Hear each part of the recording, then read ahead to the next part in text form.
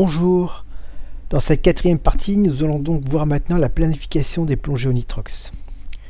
Tous ces risques que nous avons précédemment vus sont bien évidemment maîtrisés. L'objectif est de maintenir une marge suffisante afin de ne pas entrer dans cette zone à risque. Nous allons devoir prendre conscience de cette limite afin de ne pas l'atteindre, ce qui nous permettra de planifier les paramètres de la plongée en fonction du nitrox utilisé. Nous allons voir maintenant la notion de profondeur plancher. Donc pour ne pas entrer dans cette zone de l'hyperoxie, il ne faudra conserver qu'une pression partielle d'oxygène inférieure à 1,6 bar.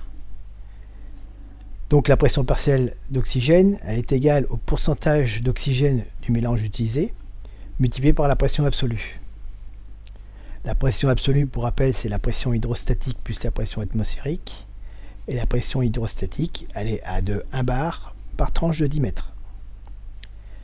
Donc pour revenir à notre équation, pour un nitrox 40-60, donc 40% d'oxygène et 60% d'azote, le pourcentage d'oxygène du mélange est donc de 0,4 bar. Et la pression absolue, c'est ce qu'on recherche, c'est l'inconnu. Donc pour la pression partielle d'oxygène inférieure à 1,6, on va poser l'équation telle que, donc 0,4 multiplié par la pression absolue doit être inférieur à 1,6. Donc ce qui nous fait un résultat de 4 bars de pression absolue. Et donc ça nous correspond à une profondeur de 30 mètres. Donc pour un nitrox 40-60, donc la profondeur plancher à ne pas dépasser sera donc de 30 mètres. Au-delà de nous rentrons dans la zone à risque hyperoxique. Cette valeur est également appelée MOD, qui correspond au terme anglais Maximum Operating Depth. Nous allons maintenant aborder les notions de courbe de sécurité. Afin de minimiser au maximum les risques, il va falloir éviter d'effectuer des plongées nécessitant des paliers de décompression. On va parler alors de plongée dans la courbe de sécurité. Donc pour déterminer ces paliers, nous allons utiliser les tables MN90. Donc ce sont les tables qui sont utilisées par la Fédé pour les plongées loisirs. Ici, je vous ai donné un exemple d'une table de plongée, donc sur laquelle vous allez remarquer plusieurs paramètres. Donc le premier paramètre à prendre en compte, c'est la profondeur de votre plongée réalisée. Ici, l'exemple, c'est 25 mètres, une plongée à 25 mètres.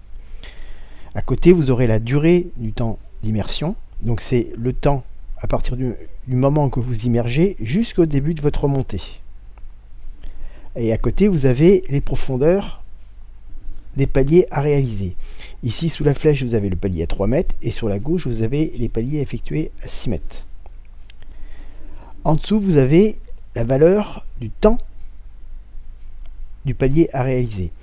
Donc ici, sur cet exemple, donc pour une plongée à 25 mètres pendant 25 minutes, vous aurez 1 minute de palier à effectuer à 3 mètres. Donc le souci, c'est que ces tables, elles sont effectuées pour des plongées à l'air. Donc la première solution sera donc d'utiliser ces tables comme si on plongeait à l'air, évidemment en prenant soin de vérifier de ne pas dépasser la profondeur plancher par rapport à votre pourcentage d'oxygène. Donc les profondeurs et les temps de palier sont identiques, mais du fait que la quantité d'azote dissous dans votre corps sera amoindrie, ça va permettre de réduire le risque d'accident et également de réduire la fatigue. Donc la deuxième solution sera de modifier les paramètres de plongée réalisés au nitrox pour qu'ils s'adaptent aux tables à l'air. Seul le paramètre profondeur devra être modifié, le facteur définissant la valeur des paliers et l'azote. Nous allons donc devoir déterminer la quantité d'azote dissous dans notre corps sous forme de pression partielle. Donc en fonction de la profondeur de la plongée et en fonction du nitrox utilisé. On va prendre pour exemple une plongée à 20 mètres avec un nitrox 40-60. Donc à 20 mètres, la pression absolue est de 3 bars. Donc pour définir la pression partielle d'azote, on va multiplier 3 multiplié par les 0,6 qui va nous donner une pression partielle d'azote de 1,8 bar à 20 mètres. Donc la question à se poser est, si on plongeait à l'air, à quelle profondeur j'aurais une pression partielle de 1,8 bar? Donc dans l'air, l'azote correspond à 80%, donc 0,8. Donc la pression absolue multipliée par les 0,8, on doit avoir 1,8. Donc on retourne l'équation et on trouve donc un résultat de 2,25. Donc les 2,25 moins 1, qui correspond à la pression atmosphérique, correspond à 1,25 bar. Ce qui nous donne une équivalence de 12,5 mètres.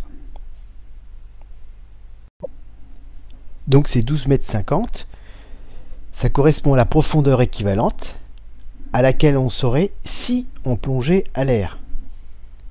C'est cette valeur qu'il va falloir utiliser dans les tables MN90. Il existe plusieurs abacs pour définir directement cette profondeur équivalente. Donc je vous présente un exemple. Donc sur le haut de l'abac, vous aurez le nitrox utilisé. Donc là, ça va de 21 à 40. Sur le côté, vous aurez la profondeur atteinte.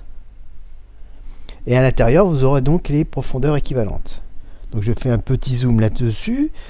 Donc pour un nitrox 40-60 à 20 mètres, donc on va prendre donc cette valeur en haut de 40, donc c'est le 40 d'oxygène, et on va prendre la profondeur de 20 mètres. Et vous voyez bien que l'intersection des deux colonnes, ça vous donne une valeur de 13. C'est la profondeur équivalente. Donc si on utilise les tables MN90, il n'y aura pas de modification de la durée des paliers à l'air. Il n'y aura pas de modification de la profondeur des paliers. Il n'y aura pas de modification de la vitesse de remontée. On va juste rentrer dans la table les profondeurs équivalentes. Les majorations calculées à partir des profondeurs équivalentes. La gestion des consécutives, successives et procédures d'urgence sont identiques que celles à l'air. Il ne faudra pas dépasser les 2 heures d'immersion. Et il est conseillé de ne pas dépasser 1,4 bar de pression partielle d'oxygène.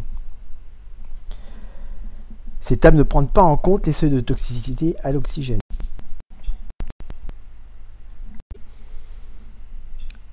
Il y a une troisième solution, c'est l'utilisation directe de tables nitrox. Donc il existe des tables qui correspondent au pourcentage de nitrox utilisé. Donc ici nous avons sélectionné donc la table 40-60. Donc vous voyez, elle est plus en détail. Donc en fin de compte, la lecture est identique que les tables à l'air. Donc ici, pour une plongée à une profondeur de 19 mètres, le premier palier apparaîtra à 3 mètres au bout de 2h20.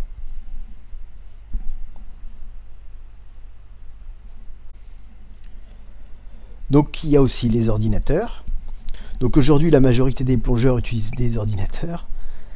La plongée nitrox étant en constante progression, les fabricants équipent leurs produits de l'option nitrox. Une fois paramétrés, ces ordinateurs donnent la profondeur et la durée des paliers en fonction du nitrox utilisé. Tout ceci, nous le verrons bien en détail dans notre prochain chapitre sur le matériel.